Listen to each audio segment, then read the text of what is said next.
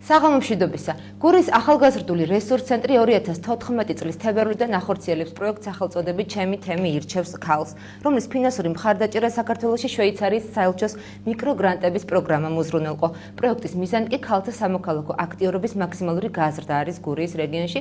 მე წარმოგიდგენ ჩვენ სტუმრებს, რომლებიც პროექტის გარშემო და ზოგადად ამ პრობლემაზე ისაუბრებენ, ქალბატონები თამარ ღლონტი, აღნიშნული პროექტის კოორდინატორი და გურის ახალგაზრდული რესურს ცენტრის ვიცე-პრეზიდენტი, ქალბატონი თია იოსელიანი ჟურნალისტი და ქალბატონები ქეთევან ხიდაშელი ექსპერტი გენდერულ საკითხებში და ქალბატონი მარინა დოლიძე სამოქალაქო განათლების პედაგოგი. პირველი შეკითხვა თქვენთან მექნება, ზოგადად პროექტის შესახებ იქნება ვისაუბროთ, რას ემსახურება, რა აქვს მიზანი და რას ნიშნავს სათაური ჩემი თემი ირჩევს ქალს. ძალიან დიდი მადლობა, მოგესალმებით. თვითონ პროექტი ჩემი თემი ირჩევს ქალს სათაურიდან გამომდინარე ცხადია, რომ ეს ეხება ქალთა სამოქალაქო აქტიურობის გაზრდას და ზოგადად ქალთა როგორც ქალების როგორც საარჩევნო სუბიექტების გააქტიურებას თემებში და მიზეზი იმისა, თუ რატომ დავწერეთ ეს პროექტი და რამ განაპირობა თვითონ უშუალოდ აი ამ იდეის დაბადება არის ის, რომ ქალთა სამოქალაქო აქტიურობა ძალიან დაბალია, მიუხედავად იმისა, რომ გურულ ქალბატონებს არ სჭირდება ამ კუთხით რაღაცა წახალისება და ასე ვთქვათ, შეიძლება ითქვას, რომ ზედმეტი აქტიურობაც, მაგრამ აღსანიშნავია ის, რომ პოლიტიკურ პროცესებში ისინი საკმაოდ პასიურობით გამოირჩევიან და შესაბამისად ისინი გარკვეულწილად უფრო პასიურ როლში გადადიან და ისინი არიან როგორც ნაკლებად აქტიური აი ამ პოლიტიკური სუბიექტების ამპლუაში და ჩვენ გვინდოდა რომ ზოგადად ქალბატონებში გაგვეღვიძებინა ეს ინტერესი და შესაბამისად ისინი გაგვეაქტიურებინა რათა უკეთ იყვნენ ჩართული თავიანთი თემების განვითარების პროცესებში, რადგანაც ქალის მონაწილეობა ძალიან მნიშვნელოვანია გადაწყვეტილების მიღების პროცესში, რათა ეს გადაწყვეტილება იყოს ჯანსაღი და შედეგად მასში ასახული იყოს ყველა მხარის ინტერესი და შესაბამისად ქალის როლი ამ მხრივ არის ძალიან მნიშვნელოვანი. რაც შეეხება საქმიანობებს, რომლებიც პროექტის ფარგლებში განხორციელდა, ამის შესახებ რას ვთქვით? იცით რა, ჩვენ თვითონ პროექტი ხანმოკლე პერიოდის განმავლობაში მიმდინარეობდა, ეს იყო ის მოიცავდა პერიოდს თებერვლიდან აი ამ ივნისის ჩათვლით და შესაბამისად ჩვენი საქმიანობები ძირითადად მიმართული იყო საზოგადოების ცნობიერების ამაღლებისაკენ. და თითოეული საქმიანობა გათვლილი იყო, მოიცავდა მთელს თემს, გურიის რეგიონს და მინდა აღვნიშნო, რომ აი ამ პროექტის ფარგლებში ჩვენ მოვამზადეთ ფორუმ სპექტაკლები, რომელიც ვაჩვენეთ გურიის რეგიონის 15 თემში. სპექტაკლის სახელწოდება იყო ასევე ჩემი თემი ირჩევს ქალს და ეხებოდა ერთი გოგონას ცხოვრებას, რომელმაც ერთჩვენიერ დილით გაიღვიძა, ასე ვთქვათ, საინტერესო იდეით თაგონებულმა და დაისახა მიზნად, რომ გახდეს სოფლის დეპუტატი. და რასაკვირველია, ძალიან საინტერესო იყო თვითონ სპექტაკლის მიმდინარეობის პროცესი და ფორუმი თავის არსის გულისხმობს სპექტაკლის შემდგომ დისკუსიას და შემდეგ დისკუსიაც ძალიან საინტერესო იყო, იქიდან გამომდინარე, რომ საზოგადოების დამოკიდებულება იყო არაერთგვაროვანი, ისინი იყოფოდნენ კატეგორიად ადამიანების, რომლებიც თვლიდა, რომ ქალი უმჯობესია დაქორწინდეს და გააღზარდოს შვილები და ამ საქმით დაკავდეს და ერთნი ფიქრობდნენ, რომ კი ქალი შეძლებს, ვთქვათ, რაღაცა გარკვეული წვლილი შეტანას თემის ცხოვრებაში, მაგრამ იცით რა, როცა სპექტაკლის შემდეგ დისკუსიას ვაკვირდებოდით, ჩანდა რომ გარკვეულწილად იკვეთებოდნენ ადამიანები, რომლებიცაც გარკვეული სტერეოტიპული შეხედულებები გააჩნდათ, თუმცა სპექტაკლის შემდეგ მათ რაღაც გარკვეულწილად შეეცვალათ წარმოდგენები და ისინი უფრო ახლებური ხედვით შეიძლება გეგმავდნენ შემდეგ აი ამ საკითხთან დამოკიდებულებაში გააქტიურებას. პროექტი ასევე თანამშრომლობდა რეგიონის სკოლებთან, ჩვენ გამოვაცხადეთ ესეების კონკურსი გოგონებისათვის თემაზე, მე რომ ჩემი თემის დეპუტატი ვიყო. და ჩვენ აი ამ კონკურსის მიზანი სწორედ ის იყო, რომ გოგონებში გაგვეღვიძებინათ თუნდაც სურვილი, რომ როცა ეს გაიზრდება და გახდება, მიაღწევს იმ ასაკს, რომ მას შეიძლება იყოს თავის სოფლის დეპუტატი, რატომაც არა და რატომ არ შეიძლება ეს ამ კუთხით გააქტიურდეს და თქვათ, მან თავიდან უკვე ამ ასაკიდან დაიწყოს ფიქრი აი ამ საკითხზე. და ძალიან კარგი, იმიტომ რომ ბავშვების, იცით რა, ჩვენ უნდა გამოგვევლინა პირველი და მეორე ადგილის მფლობელები და ძალიან გაგვიჭირდა, იმიტომ რომ თვითონ ბავშვების ნაზრევი იყო ძალიან საინტერესო, ძალიან შემოქმედებითაც მიუდგნენ და სხვათა შორის, იცით რა, რომ ძალიან ბევრი დეპუტატის საარჩევნო პროგრამა რომ იყოს მსგავსი და ასე ვთქვათ, ეფუძნებოდეს თუნდაც ახალგაზრდების ინტერესებს, ეფუძნებოდეს საზოგადოების ინტერესებს, გაცილებით უკეთესი შედეგები გვექნებოდა, ალბათ ვფიქრობ და ძალიან კარგი იყო ამ ბავშვების ნაზრევი. გარდა ამისა, ჩვენ მოვამზადეთ სოციალური კლიპი, რომელიც გადაიცემა და დღესაც გადაიცემა საზოგადოებრივ მაუწყებლის ეთერით, ჩემი თემი ირჩევს ქალს, აი ამით მთავრდება კლიპი. ასევე თანამშრომლობა იყო ძალიან მნიშვნელოვანი მედიასთან, იმიტომ რომ ჩვენ თვლით, რომ მედია არის ის რომელსაც შეუძლია ძალიან დიდი როლი შეიძლება შეასრულოს საზოგადოებაში, აი ამ იდეის პოპულარიზაციის საქმეში და შესაბამისად ჩვენ გვინდოდა რომ ეს მათ თითოეულ მედია საშუალებას, რომელიც გურის რეგიონში მუშაობს, მედია კამპანიები მოამზადეს, ესე იგი თითოეულმა მედია საშუალებამ განახორციელა მედია კამპანია. ეს რას ნიშნავს? პირობითად ტელეკომპანია მოამზადა რამდენიმე სიუჟეტი, ანუ კამპანია გულისხმობს არაერთს, არამედ რამდენიმე სიუჟეტის მომზადებას აღნიშნულ საკითხთან მიმართებაში, ასევე გურიის მოამბემ გურიანი და ალიონმაც მოამზადეს სტატიები, რომლებიც ასე ვთქვათ, აი ამ კამპანიის ნაწილი იყო და აქაც გამოვლინდნენ პირველი და მეორე ადგილის მფლობელები და ძალიან საინტერესო იყო თითოეული მათგანი. მე მინდა ვთქვა, რომ ასევე საინტერესო იყო ამ პროექტის ფარგლებში კიდევ თანამშრომლობა საზოგადოებრივ ორგანიზაციებთან, პოლიტიკურ პარტიებთან, იმიტომ რომ ჩვენ გვალიმაგიდები მოვაწყვეთ პროგრამის დასაწყისში, რათა გაგვეგო მათი დაინტერესება ზოგადად ქალთა მონაწილეობის საკითხებთან მიმართებაში. უნდა აღინიშნოს, რომ ისინი თვლიდნენ, რომ ბრალეულობა ამ საკითხში ქალბატონებს მიუძღვით, იმიტომ რომ მათ არ სურთ და არ უნდათ აი ამ პოლიტიკურ ბატალიებში ჩაბმა და ამას ერიდებიან, თუმცა ჩვენ რასაკვირველია ამას ცალსახად ვერ დავეთანხმებით და ზუსტად ეს ჩვენი გადაცემის მიზანი ამ საკითხზე მსჯელობა. და იცით რა არ მინდა რამე გამომჩეს, აი დღევანდელი გადაცემაც აი ამ პროგრამის ნაწილია, მიუხედავად იმისა, რომ ხანმოკლე პერიოდი იყო, თვლით რომ მან აი ამ პროექტმა რაღაცა გარკვეული წვლილი შეიტანა, თუმცა ეხლა იცით რა მინდა ვთქვა, რომ ჩვენ თვლით რომ გარკვეულწილად ქალების წინასწარ არ შეგვიძლია ვთქვათ რა შედეგები მივაღწიეთ, თუმცა შეიძლება ითქვას, რომ თუნდაც ის, რომ ჩვენი პროექტი უფრო გრძელვადიან შედეგებზეა გათვლილი, თუნდაც ნებისმიერი აქტივობა, რომელიც განხორციელდა ეს იქნება ფორუმ, სპექტაკლი თუ სხვადასხვა საქმიანობა, უფრო შედეგს გამოიღებს შემდეგ, ასე ვთქვათ, საარჩევნო პროცესებში, რომელიც წარიმართება გურიაში და საქართველოში. დიდი მადლობა. შემდეგი შეკითხვა შენთან ექნება, თან უნდა მახსენა მედია საუბრის დროს საზოგადოებრივი პროცესების მიმართულების თვალსაზრისით მედიას როგორც წესი ძალიან დიდი როლი ენიჭება, მაგრამ რა როლი ენიჭება ამ შემთხვევაში, როცა ქალთა სამოქალაქო აქტიურობაზე არის საუბარი, რა უნდა გააკეთოს მედიამ, როგორ გონია ამ მხრივ და რა კეთდება დღეს? ძალიან დიდი მადლობა პირველ რიგში მოწვევისთვის. მე შევეცდები მოკლედ ჩამოვაყალიბო ჩემი სათქმელი მედიის როლი საზოგადოებაში არის ძალიან დიდი, არა მარტო ქალების აქტივობების გაშუქების, არამედ ზოგადად საზოგადოებაში მიმდინარე პროცესებთან დაკავშირებით. აქედან გამომდინარე, დღეს იცით ძალიან რთულია იმაზე საუბარი, რომ აი ქალის როლი რამდენად აქტიური შეიძლება იყოს საზოგადოებაში, იმიტომ რომ მაინც ჩვენ ქართული საზოგადოება სტერეოტიპებს ვერ ვამსხვრევთ ძალიან ადვილად და აქედან გამომდინარე არის ძალიან ბევრი საკითხი, ისეთი, რომელსაც სჭირდება მიდგომა ძალიან შეიძლება ითქვას უფრო მეტად შეიძლება რაღაც საფრთხილო იყოს რაღაც საკითხი, ან შეიძლება უფრო მეტად აქტიურად უნდა ჩაერთო კონკრეტულ საკითხში. მე ვიტყოდი, რომ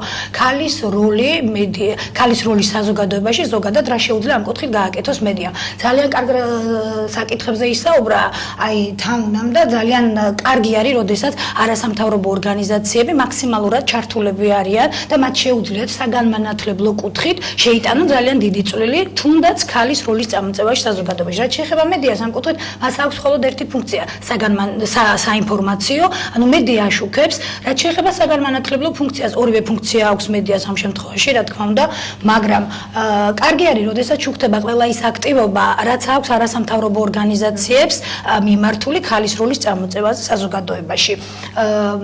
შეიძლება ითქვას, რომ დღეს ქალები გაცილებით აქტიურები არიან, ვიდრე შეიძლება და ამაზე გვესაუბრა 20-25 წლის წინ.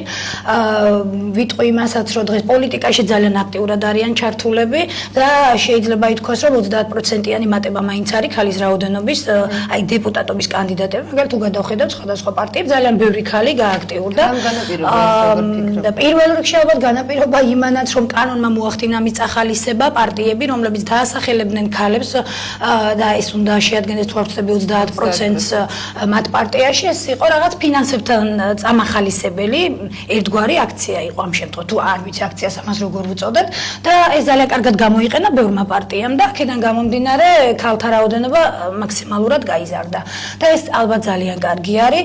კარგი არის იქედან გამომდინარე, რომ ჩვენ მაინც ჟურნალისტებს უფრო რეალობასთან ძალიან უფრო ახლო და ხშირი შეხება გვაქვს, რომ შეიძლება რომ ადამიანი რაღაცას უყურებს, რაღაცას ის არის დაუშვათ გნებავთ ეკრანიდან, გნებავთ გაზეთიდან, კითხულობს, მაგრამ ჩვენ უშუალოდ მონაწილეები ვართ ამ პროცესებით, ან უფრო ახლოს ვეცნობით ამას ყველაფერს. მერე კი ხდება მის საზოგადოებისთვის გადაცემა, მაგრამ აი უფრო ახლო ხედიდან ჩვენ შეგვიძლია ამას ყველაფერს უყუროთ. ფიქრობ, რომ ქალი ძალიან თუ ქალი არის აქტიური საზოგადოებაში და მას შეუძლია რომ დაარწმუნოს, ძალიან რთულია საზოგადოების დარწმუნება, პირველ რიგში გამომდინარე ზუსტად იმ სტერეოტიპიდან, რაც დღეს არ მიწყენენ ალბათ ქართველი მამაკაცები, მაგრამ არსებობს ზოგადად მაინც მათი მოთხოვნა ძირითადად ტრიალებს იმის ირგვლივ, რომ აი ქალი უნდა იყოს სახლში, რა ქალი ასოცირდება დედასთან, ქალი ასოცირდება დიასახლისთან და მათთვის ძალიან რთული არის რომ მისცეს ქალს აი ეს ფართო ასპარეზი, რომ მან გამოიყენოს თავისი აი ეს რესურსი, რაც მასში დევს და რა კუთხითაც მას შეუძლია რომ ჩამოყალიბდეს საზოგადოების აქტიურ წევრად.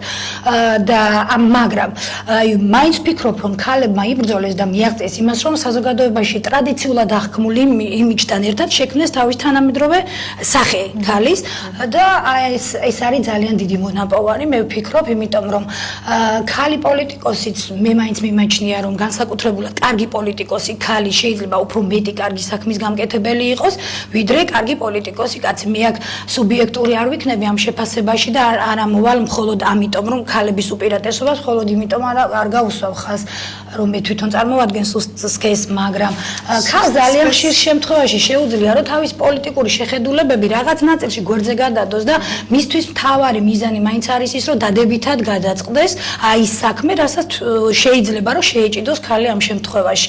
აი ეს არის დემოკრატიის მშენებლობა, მე ვფიქრობ რომ აი აქ არის ზუსტად უნდა წამოვწიოთ ყოველთვის წინაპლანზე გენდერული თანასწორობა, უნდა იყოს თანაბარ სიტუაციაში ჩაყენებული ქალი და მამაკაცი, იმიტომ რომ აი ესე მე ვფიქრობ მაინც თანაბრად გადაინაწილებენ თავის წილ საქმიანობებს თუნდაც საზოგადოებაში, თუნდაც ოჯახში.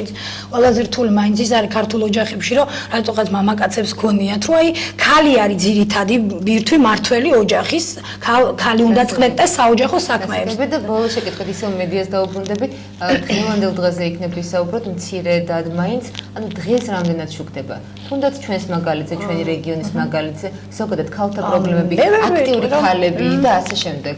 მე ვერ ვიტყვი რომ მედია გვერდსულის აი ამ პრობლემებს, არ ვიცი, მე წარმოვადგენ ამ შემთხვევაში გაზეთ გურიის მოამბეს, შემიძლია ვისაუბრო ჩემი გაზეთის სახელით, რომ ჩვენ ძალიან აქტიურად ჩავერთეთ ქალბატონი თამარის პროექტშიც და მივიღეთ მონაწილეობა, სწორედ იმიტომ რომ საზოგადოებისთვის მიგვეწოდებინა ეს არა მხოლოდ იმისთვის, რომ პროექტში ყველანი აქტიურად ჩავერთეთ. ანუ მედიის რესურსს ეს ყველაფერი ამის გარეშე ცდილობთ რომ გავაშეკოთ. ხო, იცით რა, ჩემი როგორც აი დამოუკიდებელი ადამიანი, რომელიც ამ პროცესში როგორც მედია საშუალებას არ წარმოადგენთ, ზუსტად ჩვენი მიზანი ის თუ რატომ გვინდოდა ამ პროექტით გაგვიაქტიურებინა მასმედიის წარმომადგენლები იყო ის, რომ კი ჩვენ ვეთანხმებით იმ მოსაზრებას, რომ მასმედია მუშაობს იმ თემაზე, რომ აშუქებენ ქალებთან დაკავშირებულ საკითხებს, მაგრამ მაინც ნაკლებია ის თემა, რაც გულისხმობს მაგალითად ქალების სამოქალაქო აქტიურობის წახალისებას, მაგალითად სოფლად. ანუ აი ამ კუთხით რაღაცა ასე ვთქვათ სწორხაზოვნად მიზარმიმართული რაღაცა პოლიტიკა არ გააჩნია ჩემი აზრით მედია საშუალებებს, თუმცა ნუ ეხლა აქ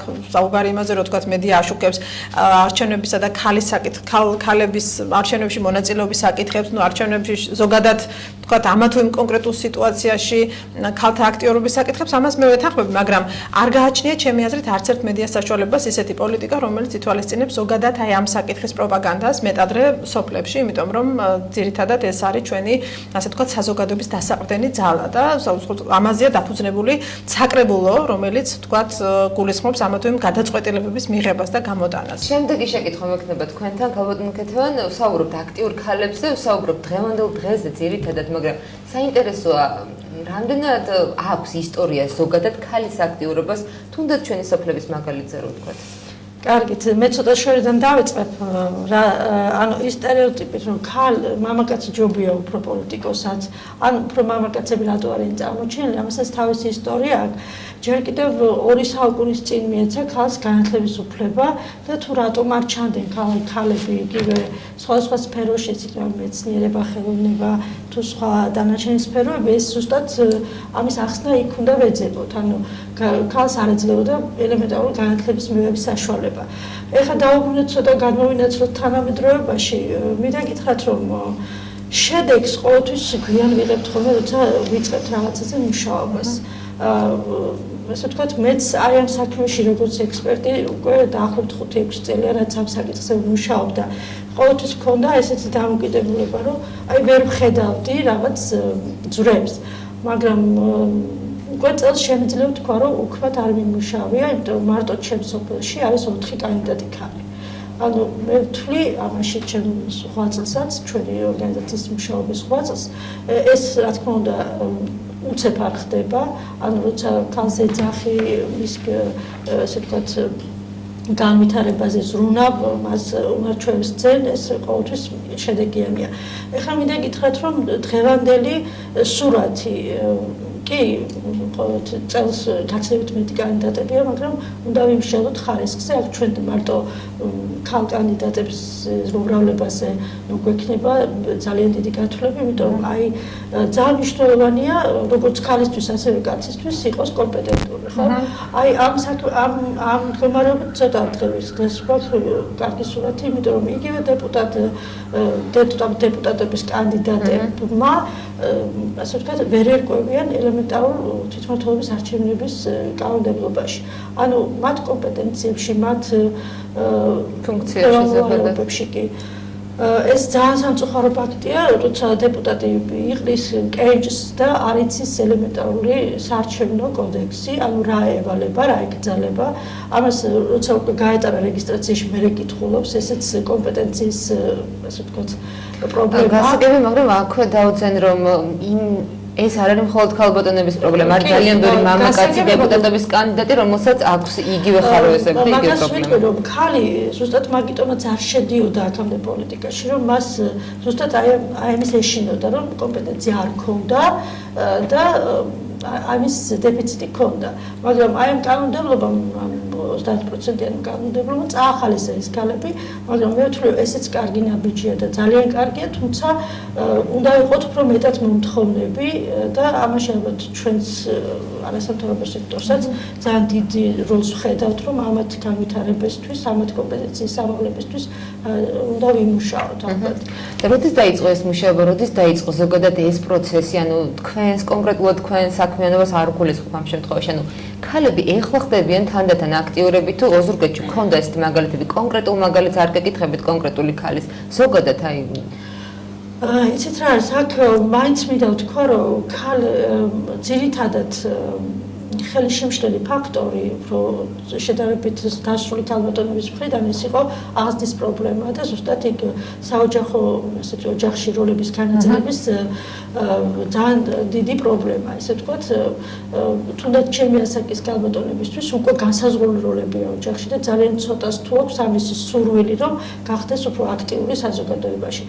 მე მაქვს შეხება ძალიან ბევრი ქალებთან, მათთვის საკმარისია ისიც, რომ ოჯახში მათ აქვთ გარკვეული სტატუსი და კმაყოფილი არიან ამით.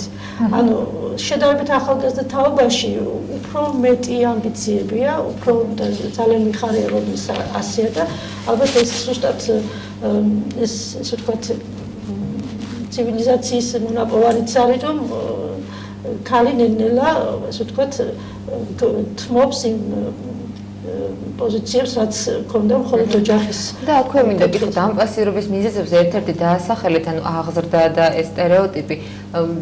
ყველანი დამეთანხმებით, რომ ყავს ძალიან ბევრი შეგვხვედრია, ყველა ძალიან გონიერი განათლებული ქალბატონი, რომელიც არანაირად არ არის არც ერთ პროცესში ჩართული, საზოგადოებრივად აქტიური არ არის და უბრალოდ დიასახლისია. ზოგადად ამ პასიურობის მიზეზი რა არის გარდა აღზრდისა? ხო არის სხვა ფაქტორებიც? არის აქაც სხვა ფაქტორი, იგივე მინდა გითხრათ, რომ აი სტერეოტიპი და ესეთი გამონათქვამი პოლიტიკა ბინძური საქმეა.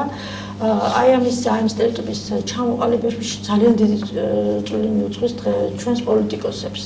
ანუ ისეთი მეთოდები აქვს დამკვირვებლებული ბრძოლის, რომელშიც მერწმუნეთ ქალები ნაკლებად ქალებს ნაკლებად ექნებათ სურვილი ასეთი ტიპის ბრძოლებში ჩაერთო, მაგრამ ეს პოლიტიკა ჩვენ ხელთა თუ კი გავაკეთებთ სუფთა პოლიტიკას, ხო იქნება სუფთა ბრძოლა. თუ იქნება ანუ ამაშიც საზოგადოებას მიუძღვის ძალიან დიდი როლი, რომ არ მიიღოს ესეთი პოლიტიკური ბრძოლის მეთოდები და ამაზე უარი თქვან და რაღაც ერთგვარი პროტესტი გამოთქვა. აი ძირითადად ეს არის ხოლმე ეს შემაფერხებელი ესე ვთქვათ მომენტი, როცა ქალი ხედავთ მისი განათლებისა კომპეტენციებსა უარს ამბობს აი ბრძოლაში ჩართვაზე. აი ზუსტად ეს ბრძოლის მეთოდები. შეიძლება ალბათ უფრო უჭირს ქალს ძალიან იმის დამტკიცებ და არწმუნო საზოგადოება იმაში, რომ მას შეუძლია და შესწევს ძალა იმისა, რომ გააკეთოს დაუშვათ საზოგადოებისთვის ძალიან სასარგებლო საქმე. აქ მაინც ეხლა თქვენ თქვით, რომ აღზრდის პრობლემა არისო. შეიძლება აღზრდის პრობლემა იმდენად არ არის, რამდენადაც როდესაც ადამიანი დგება არჩევანის წინაშე, ჩვენ ძალიან ბევრი მაგალითი გვაქვს კონკრეტული, რომ ძალიან კარგი მსახიობები, ძალიან კარგი მოცეკვავეები, ქალები, რომლებსაც ჰქონდათ ალბათ ძალიან დიდი მომავალი, როდესაც დგება იმ არჩევანის წინაშე, რომ ოჯახი თუ კარიერა, ძალიან ბევრს არ აქვს იმის უნარი, რომ იბრძოლოს იმისთვის, რომ დაარწმუნოს თუნდაც თავისი ოჯახი თავის შესაძლებლობებში და აი მიიყვანოს იმ დასკვამდე, რომ მას შეუძლია ძალიან კარგი და წარმატებული იყოს საზოგადოებაში და შეუძლია იყოს ძალიან კარგი დიასახლისის და დედაც. ანუ აქ უფრო ალბათ არის ის, რომ ეს რაღაც პრინციპის შეიძლება არის პრინციპულობის პრობლემა ადამიანების მხრიდან. შეიძლება უბრალოდ მათ ბრძოლის უნარიანობა არ აქვს და შეუძლიათ რომ რაღაცა დათმოთ საზოგადოების დამოკიდებულება. აქ შემიძლია თქვა ერთი რამ, რომ იგივე რაშიც დაუნდობლები არიან ქალი პოლიტიკოსების მიმართ, შემწყნარებელი არიან იგივე მამაკაცი პოლიტიკოსების მიმართ. მაგალითად ყოფილი მინისტრი იგივე ვერა ქობალიას ყოველთვის გამიგია, ასე ვთქვათ, ძალიან ესეთი დამამცირებელი, დამაკნინებელი კომენტარები, მაშინ როდესაც იგივე მამაკაცების მიმართ იგივე ქმედებებში აბსოლუტურად შემწყნარებელები იყვნენ. ანუ აქ უბრალოდ უნდა იყოს კომპეტენციებზე საქმე, თუ კი ადამიანის არის ასე ვთქვათ გონიერი, ასე ვთქვათ მის საქმიანობაზე დამოკიდებული კრიტიკა შემთხვევაში გენდერული ნიშნები არ ხდებოდეს.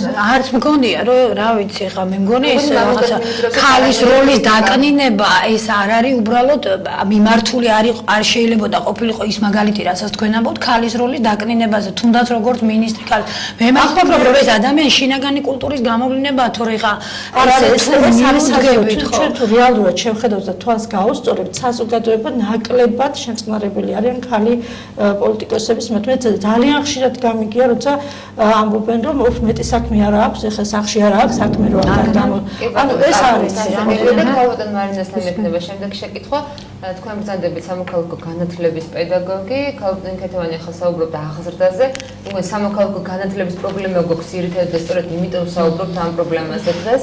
რა უნდა გაკეთდეს იმისთვის სკოლაში, რომ საბოლოოდ ადამიანი დაადგეს აქტიური მოქალაქე და არ შეეჯახოს ასეთ პრობლემებს და თავად არ შექმნას პირველ რიგში ასეთი პრობლემები. კონკრეტულად ქალი, ხო? როგორც გნებოთ სკოლაში ბევრი რამ კეთდება ამ კუთხით, ისწავლება საგანი არის ასეთი სამოქალაქო განათლება, რომელშიც ძირითადი ყურადღება გადატანილი არის ადამიანის უფლებების სწავლებაზე, თვითონ გენდერულ თანასწორობაზე, საკანონმდებლო სფეროზე და ეს საგანი აძლევს თვითონ ბავშვებს იმის საშუალებას, რომ ისინი ჩამოყალიბდნენ სკოლის კედლებში, შემდგომში აქტიურ მოქალაქეებად რომ იქცნენ. გარდა ამისა, სკოლაში არსებობს ჩვენთან მაგალითად მეოთხე საჯარო სკოლაში სამოქალაქო განათლების კლუბი არის ასეთი, სადაც ძალიან აქტიურად მონაწილეობენ თვითონ მოსწავლეები მოსწავლეები ახორციელებენ სხვადასხვა პროექტებს, გენდერული თანასწორობის შესახებ ტრენინგები, კონფერენციები, თემები იწერება. როგორია მათი დამოკიდებულება ამ საკითხის მიმართ? ამ საკითხის მიმართ დამოკიდებულება არის ძალიან ნათელი და ძალიან თამამი და ისინი ეთანხმებიან, რომ უნდა იყოს გენდერული თანასწორობა, რომ არაფრით არ შეიძლება ეს განსხვავება ქალი და მამაკაცი, მთავარი ადამიანის ინტელექტი, მისი ცოდნა, შესაძლებლობები და საერთოდ ადამიანის უფლებები მიუხედავად რასისა, სქესისა, ფერისა, ყველას თანასწორია და ეს ძალიან კარგად ესმით მათ უკვე. ჩატარდა საერთაშორისო დღე აღინიშნა გოგონათა საერთაშორისო დღე, მსოფლიო საერთაშორისო დღე არის ასეთი გოგონათა ახალგაზრდული რესურს ცენტრის ესე იგი თანადგომით აღნიშნეთ ეს დღე. იქ ძალიან ბევრი საინტერესო საუბრები იყო ამ ქალების მიმართ ამ სტერეოტიპებთან დაკავშირებით და თვითონ ბავშვები ისე კარგად მსჯელობენ, ისეთი კარგი დასკვნები გამოაქვთ, ისე თანამედროვედ განიხილავენ ამ საკითხებს, რომ მე მგონია ამისი შესაძლებლობა სკოლა იძლევა უკვე ნაბიჯ და ძალიან დიდი მიღწევებიც არის ამაში, რომ ისინი მომავალი აქტიური საზოგადოების წევრები გახდნენ. განსაკუთრებით გოგონები. აი პროექტებში ძალიან ბევრი გამარჯვებული გოგონები ყავს. ეს სამოქალაქო კლუბების კონკურსში ვიყავით ჩართული, გაიმარჯვა ჩვენმა სკოლამ და შესანიშნავი ტექნიკა მოიპოვეს ამ სამოქალაქო კლუბის წევრებმა და ძირითადი წამყვანი, აი როგორ გითხრათ, ამ პროექტის ხერხემალი იყო გოგონები თვითონ. და ესეც ბევრ რაღაცაზე მეტყველებს. არის მოსწავლეთა თვითმმართველობის ორგანო სკოლაში, გოგონათა სიმრავლეა, სამეურო საბჭოში ხშირად გოგონას ირჩევენ და რა ვიცი, მე მგონი ამ კუთხით პირადად მე ჩემი სკოლის გადასახედიდან გეტყვით, რომ ბევრი რამ კეთდება. თუმცა სკოლაში ხელმძღვანელ მათ ქალების სიმრავლეც არის და გითხავთ, ანუ თქვენი მოსაზრება არ მოგვისმენია, სამივე მათგანმა ისაუბრა, ზოგადად ამ პრობლემაზე იქნება თქვენი მოსაზრება დააფიქსოთ, რამდენად არის დღეს ეს პრობლემა? პრობლემა არის აქტიურობის თვალსაზრისით საზოგადოება. პრობლემა როგორ არ არის? არის ეს სტერეოტიპები ბოლომდე დამსხვრეული არ არის. ეს აშკარად ყველა ჩვენგანი გვგრძნობთ ამას და ქალმა თვითონ აჩვენა ამ სოციალური სიდუხჭირების დროს, რომ ქალი არის მეტად შემტევი ცხოვრებაში, უფრო აქტიური, უფრო აი სიძნელებთან მეტად მებრძოლი. არ ვიცი, მე მიმაჩნია ეს ასე და თქვენ ამან შედეგი ალბათ გამოიტანოს უნდა თანდათან, რომ ქალი უფრო მეტად უნდა ჩაებას იმ პოლიტიკაში, რომელსაც დღეს ჩვენი ხელისუფლება წელს და უფრო მეტად უნდა იყოს ქალი ჩართული, იმიტომ რომ ქალი არის რაღაცა მაინც მშვიდობის სიმბოლო, სილამაზის, სიყვარულის, სიკეთის რაღაც სიმბოლო, მე ასე თუ გით ხელოვნების ნიმუშია ქალი და რაღაც მგონია ქალის როლი ყოველთვის იყო ქალის მანდილი, მშვიდობის მომტანი რაღაც სირთულეების პერიოდში და რა ვიცი ეს გათვალისწინებული უნდა იქნას. ანუ თუ კი ასე ვთქვათ დღეს ვხედავთ რომ სკოლაში აიძლევა ამის შესაძლებლობას და ეს სამხალხო განათლება უკვე კარგი ხანია დანერგილია ამის სწავლება სკოლებში, მაშინ მაინც ბუნებრივია ისმის კითხვა რა უშლის ქალებს ხელს რომ გააქტიურდნენ. მე ერთ-ერთ დამაბრძოლებელ მიზეზად ისიც მიმაჩნია ნაადრევი ქორწინება გოგონების, სადაც ხდება ადრეულ ასაკში განათლების შეწყვეტა. ჩვენთან ასე თუ ისე მაინც ეს პრობლემა, ასე ვთქვათ, ევროპულ, ასე ვთქვათ, თუმცა ეს გოგონების არჩევანი არის ხოლმე ძირითადად სამწუხაროდ. კი, არჩევანი არის, მაგრამ მაინც დამერწმუნეთ, რომ 80% წყვეტს თვითგანვითარებას.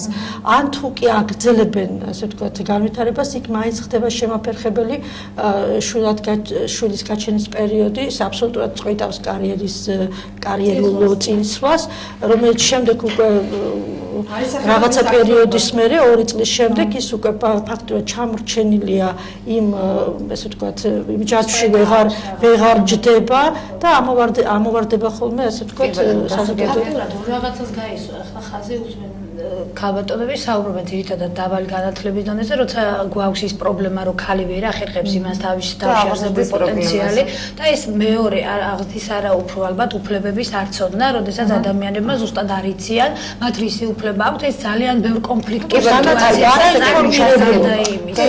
ხალბათაობამ საკმაოდ უკვე ანუ ეს იმას ნიშნავს, რომ თქვენ თქვით, რომ აი ამ ბავშვებს ვასწავლით მათი უფლებების დაცვას, ამ ბავშვებმა უკვე იციან ძალიან კარგად, აი თუნდაც არ აქვთ აზროვნების პრობლემა, არ აქვთ იქ რაღაც დისკუსიებში ჩართვის პრობლემა, მან ძალიან კარგად აქვთ მიღებული განათლებას და პლუს კიდე აი ამ განათლებას ამყარებს ისიც, რომ მათ ძალიან კარგად იციან საკუთარი უფლებები. მაგალითად, ჩვენ თაობასთან შედარება არ არის ეხლანდელი თაობა იმდენად ინფორმირებულია მაგ კარგი, გასაგები და ბოლო ერთი შეკითხვა მექნება თითოეულ თქვენთაგანთან. პრობლემა რომ არის შევთანხმდით, გასაგები ეს ახალი არ არის, მაგრამ რა უნდა გაკეთდეს ზოგადად ქალთა სამოქალაქო აქტიურობის გაზრდის კუთხით ჩვენთან? კი, აი ესეთი ხალხთა ჩემი მოსაზრება ამ შემთხვევაში აგრძელებს აი ამ ბოლოს განვითარებული დისკუსიის საკითხს.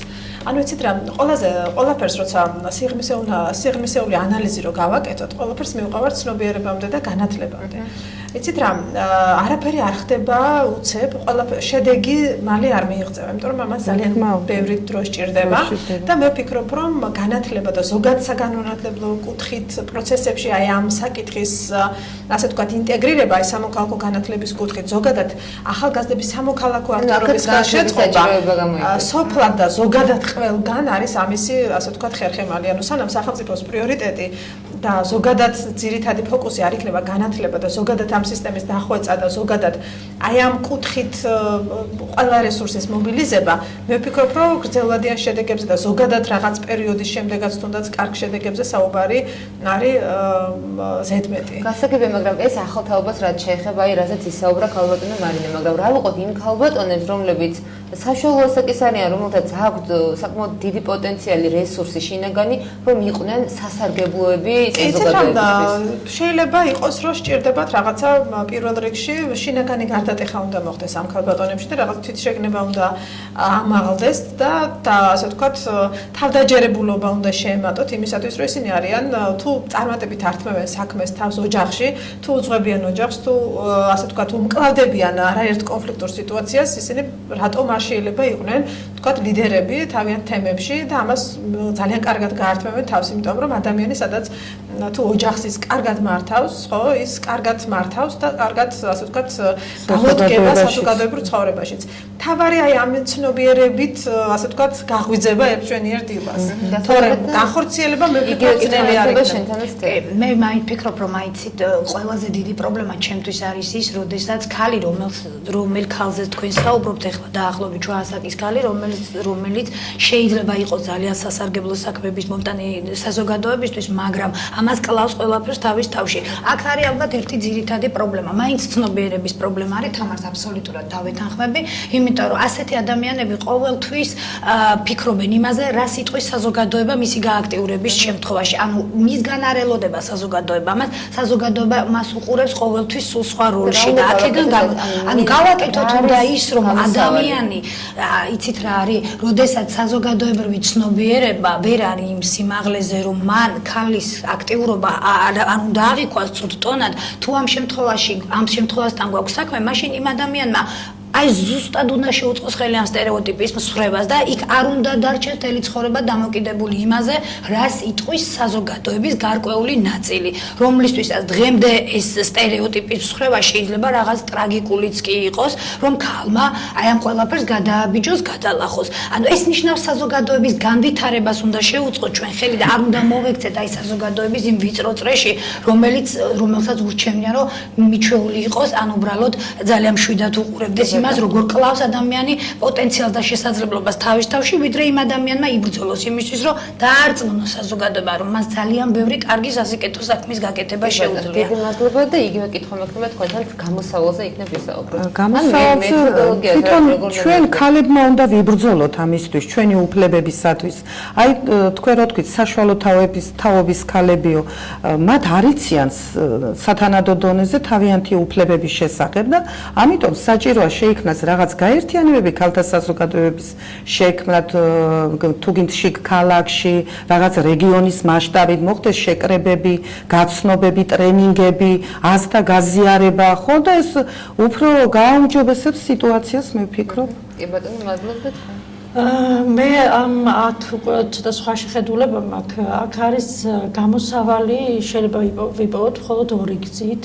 ეს არის ერთი, რა თქმა უნდა, განათლება და მეორე სოციალურ-ეკონომიკური მდგომარეობის გამო. კი ქალს არ აქვს დაუშვათ იმის შესაძლებლობა, რომ მისი კომპეტენციები აიმაღლოს და დღეს ვიცით შუახნის ქალბატონების ესე ვთქვათ, ძირითადად დაკავებული არიან იმით, როგორ არჩინონ ოჯახი და როგორ შეინახონ შვილები და ეს დაუწავესი პრობლემა დგას ქვეყანაში ამ მხრივ, ეს ერთი პრობლემა და კიდევ მესამე შემიძლია ვთქვა, რომ იმ ფონზე, როცა თვეში, ბოლო ერთ თვეში ყავს 15 გარდაცვლილი ქალი ოჯახური ძალადობის კუთხით, აი ამ ფონზე ძალიან ძნელია ილაპარაკო ქალთა ჩართულობაზე, რადგან ჩვენ ხედავთ, რომ ქალების ძალიან დიდი რიცხვი არის მსხვერპლი, თუმცა ისინი თავს მსხვერპლად ვერ აღიქვამენ და ესეც პრობლემაა. აქ არ არის საუბარი მარტო ფიზიკურ ძალადობაზე, თითქმის ყველა მესამე ოჯახის ქალი განიხილება როგორც მსხვერპლი, იმიტომ რომ მათზე ხორციელდება ან ეკონომიკური, ან ფსიქოლოგიური, ან ფიზიკური ძალადობა. და ეს ძალიან დიდი პრობლემაა და აი სხვა ჭრილში გადავედი, მაგრამ ეს ერთ-ერთი შემაფერხებელი პირობაა, მინდა გითხრათ, რომელსაც საზოგადოება საერთოდ არ რეაგირებს, რომ ვთქვათ, სიმართლე იმდენად დღეს კიდევ უფრო გამწვავებული მდგომარეობაა იმ კუთხით, რომ პოლიცია საერთოდ აღარც რეაგირებს ესეთ შემთხვევებზე, გამოძახებაზეც აღარ გამოდის ხოლმე. არ ვიცი ამ საკითხს როგორ მოევლება ზოგადად, მაგრამ ეს ერთ-ერთი შემაფერხებელია, მინდა გითხრათ. შეიძლება ერთი წუთი დავასრულებ, აი მსხვერპლ ქალებზე იყო აქ საუბარი, ხო? აი უშუალოდ მაქვს შეხება მაგ კატეგორიასთან. ნამდვილად ვერ ვიტყვი იმას, რომ ეს არის საზოგადოების პრობლემა, რომ ქალები მთელი ცხოვრება თავს თვლიან მსხვერპლად. ეს არის უშუალოდ იმ კონკრეტული ქალის პრობლემა, რომელსაც აი ამ თემისთვის ტაბუ აქვს დადებული და ის არ ცდილობს ისარგებლოს აი ყველა იმ საშუალებით, რომელსაც სთავაზობ თუნდაც არასამთავრობო ორგანიზაციები. ძალიან რთულია და ჩვენ ძალიან გვიჭირს აი ამ კატეგორიის ადამიანებთან ურთიერთობა საუბრის დონეზეც კი. მას თავაზობ უამრავი სერვისები გაქვს, რომლის შეთავაზებად სწორედ კეთდება, იმიტომ რომ ეს ადამიანები გამოვიდნენ აი ამ ჩაკეტილი წრიდან და მათ გაიაზრონ ძალიან სწორად და დახურულ სივრცეში კი არა, ღია სივრცეში გააკეთეს იმიტაცია ძალადობის და იქ არც ერთმა მოქალაქემ რეაგირება არ გააკეთა. აი ეს არის საზოგადოების პრობლემა. ამას ამბობს, მაგრამ ჩვენ რატომ უნდა გავხდეთ იმ საზოგადოების მსხვერპლი, რომელიც არასწორად აღიქვამს კონკრეტულ ან ფაქტს, ან მოვლენას, ან არასწორად უყურებს რაღაც სიტუაციას. აი ამაში არის ჩვენ თითოეულმა ჩვენთაგან სწორედ იმაზე უნდა ვიზრუნოთ, რომ ავამაღლოთ საზოგადოებრივი ცნობიერება და არა ის რომ მსხვერპლი გავხდეთ აი ამ არ ვიცი, ვერ გეტყვით ამას როგორი შეფასება შეიძლება მიეცეს ისეთ საზოგადოებრივ ცნობიერებას, რომელიც ძალიან ხშირად ლოგიკას და რეალობას არის აბსოლუტურად მოწყვეტილი. ანუ აქ არის თვით ადამიანი უნდა ზრუნავდეს თვით დამკვიდრებაზე, უნდა ზრუნავდეს იმაზე, რომ თავისი თავი წარმოიჩინოს პირველ რიგში და მსხვერპლის ფსიქოლოგია არის აბსოლუტურად განსხვავებული და ის ფსიქოლოგია თვითონ გულისხმობს მორჩილებას და აი ამაში ზუსტად აქ არის ჩვენი როლი. ეს არის განათლების პრობლემა არის, მაინც საუბრობთ ამ შემთხვევაში. ხო, გასაგებია კი ბატონო, მაგრამ მაინც დამატება გსურს დავამატოთ, თუ არა და დავამშვიდობოთ მაყურებელს, რომ ჩვენი დღევანდელი გადაცემის სტუმრები გახდნენ ქალბატონები მარინა დოლიძე, ქეთემა ხიდაშელი, თეა იოსელიანი. თამულა ხუანკი, დიდი მადლობა, რომ დღეს ჩვენი სტუმრები ბრძანდებოდით, ასევე გეტყვით იმ გადაცემა მომზადდა გურის ახალგაზრდული რესურს ცენტრის პროექტის ფარგლებში, რომელსაც ქვია ჩემი თემი ირჩევს ქალს. კარგად ბრძანდებოდეთ, მომავალ შეხვედრამდე.